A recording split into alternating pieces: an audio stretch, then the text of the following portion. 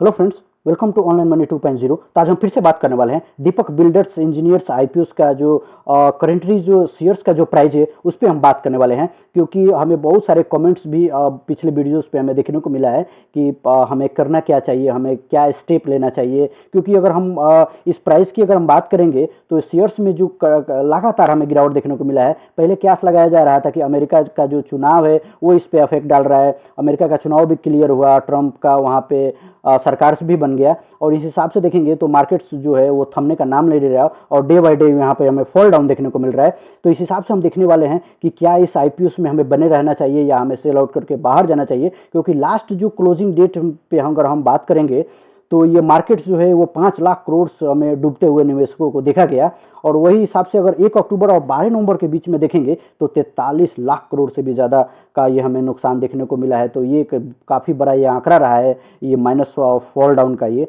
और वही अगर बात करेंगे लास्ट डे क्लोजिंग पे निफ्टी की बात करेंगे तो ये 50,000 से 23,000 पे ये आके टूटते हुए देखा गया था। और वही अगर सेंसेक्स की बात करेंगे तो ये भी 78 से सॉरी ये 85 से जो है 78,000 पे टूटते हुए इस पे भी देखा गया था। और वही बात करेंगे कि इसका जो मुख्य वजह क्या रहा है कि ये हमारा जो भारतीय मार्केट है वो गिर रहा है। तो इसका मुख्य वजह जो है वो बताया जा रहा है कि जो विदेशी जो निवेशक है वो अपना पैसा इस भारतीय बाजार से निकालते हुए दिख रहा है। अगर एक आंकड़े के हिसाब से अगर हम बात करेंगे तो इससे पहले जो अक्टूबर मंथ है वो अक्टूबर मंथ में 94 लाख करोड़ से भी ज़्यादा का जो शेयर्स है वो सेल आउट करके विदेशी निवेशक है जो बाहर जाते हुए दिखे हैं। और वही इस महीने के अब तक 12 तारीख के जो डेटा हम आपके सामने रखेंगे वो 23,547 करोड़ है। अगर हम कुल इस 2 महीने के अगर मिला लें तत्काल 2 महीने का तो 1,17,564 करोड़ जो है वो का जो शेयर से जो बेच के विदेशी निवेशकों जो वो बाहर जाते हुए दिखा है।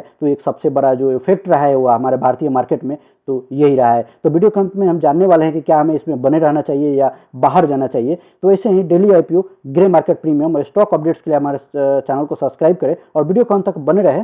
और देखते हैं कि अगर इस आईपीओ का हम बात करेंगे तो दीपक बिल्डर्स जो है इसका जो प्राइस जो रेंज था वो 203 रुपये रखा गया था। जो लिस्टिंग पे हमें ओनली 200 रुपया देखने को मिला, यानी लिस्टिंग गेन पे ही देखेंगे तो 3 रुपया का नुकसान हमें पूरा देखने को मिला था। और परसेंटेज वाइज बात करेंगे तो 1.48% का हमें यहाँ पे नुकसान देखने को मिला था। अगर एक लॉट्स की बात करेंगे तो इसमें हमें 14,016 रुपया का साथ साथ अगर हम देखेंगे तो हमें 73 शेयर्स का एक लॉट्स हमें मिल गया था। प्राइस रेंज देखेंगे तो अपर जो है वो 203 रुपया हमारे लिए रखा गया था। और वही इशू साइज की बात करेंगे तो एक काफ़ी छोटा एक आईपीओ रहा, 260 करोड़ से मज आईपीओ रहा था। और सब्सक्रिप्शन रेट जो है इसका एक काफ़ी मज़ेदार रहा था सब्सक्रिप्शन रेट अगर हम देखेंगे तो। और सब्सक्रिप्शन देखने से तो ऐसा नहीं लग रहा था कि ये आईपीओ का ये ऐसा बुरा हाल देखने को भी मिल सकता है।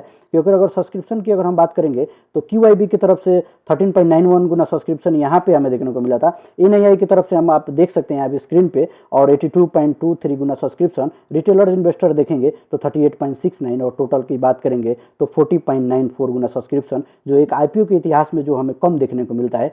काफ़ी दिलचस्प रहा था।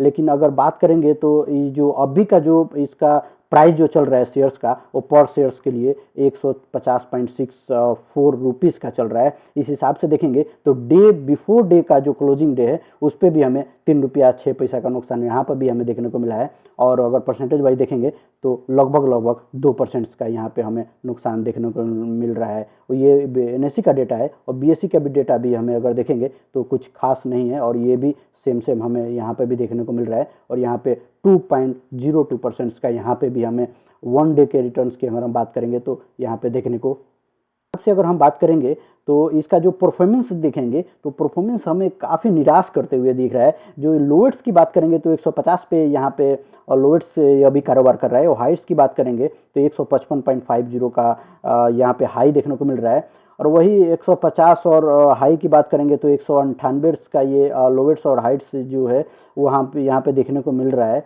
और इसी का जो अगर ओपन्स की अगर हम बात करेंगे तो ओपनिंग्स पे 153 पे कारोबार किया था। डे बिफोर की अगर हम बात करेंगे तो प्रीवियस क्लोजिंग पे 153.75 रहा था। वही अगर वॉल्यूम की बात करेंगे तो 38,065 करोड़ का ये वॉल्यूम रहा है। और वही अगर इस आईपीओ का वैल्यू की बात करेंगे तो 1.57 करोड़ का रहा है। अपर सर्किट से हम आपको देख सकते हैं यहाँ पे 180 का अपर सर्किट यहाँ पे देखने को मिल रहा है। वही लोअर्स की बात करेंगे तो 120.55 है। तो फ्लक्चुएशन यहाँ पे देखेंगे तो काफ़ी हद तक ज़्यादा फ्लक्चुएशन हमें देखने को यहाँ पे मिल रहा है। अगर प्रॉफिट की अगर हम बात करेंगे तो प्रॉफिट का बात ही नहीं करेंगे, सॉरी, यहाँ पे लॉस की अगर हम बात करेंगे तो यहाँ पे एक शेयर्स पे हमें 53 रुपीज़ का यहाँ पे अभी भी हमें लॉस देखने को मिल रहा है। जो ये डे बाय डे इंक्रीजिंग इसमें भी हमें देखने को मिल रहा है। जो 203 पे हमने ये एक शेयर्स के लिए हमें पे किया था, जो महज 150 हमें देते हुए यहाँ पे दिख रहा है।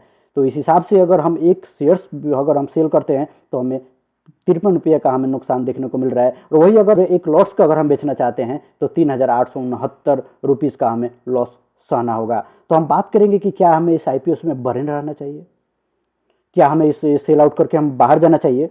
तो हम ये आंकड़े के हिसाब से देखेंगे तो ये जरूरी इकलौता ये कि आईपीओस नहीं है, एक ही ये शेयर्स नहीं है जिससे हमें डे बाय डे इसमें जो है घाटे देखने को मिला है। अभी वारे एनर्जीज के आईपीओस को भी हम ले लें तो उसमें भी अभी फॉल डाउन देखने को मिल रहा है। जो पिछले दिनों से कुछ दिनों से देखेंगे तो उसमें भी देखने को मिल रहा है। हुंडई आईपीओ को भी देखेंगे तो उसमें भी हमें देखने को मिल रहा है। तो इस हिसाब से देखेंगे तो सभी जो शेयर्स का जो प्राइस है वो हमें डे बाय डे गिरते हुए देखा जा रहा है। और हमें अगर एक्सपोर्ट की माने तो इसमें इस महीने के अंत तक इसमें हमें चढ़ाव देखने को मिलेगा।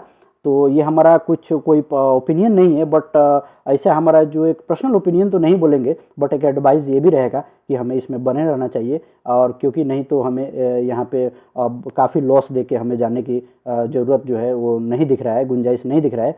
तो आशा करते हैं वीडियो इन्फॉर्मेटिव रहा होगा, तो वीडियो को लाइक करें और मिलते हैं नेक्स्ट वीडियो में। तब तक के लिए जय हिंद।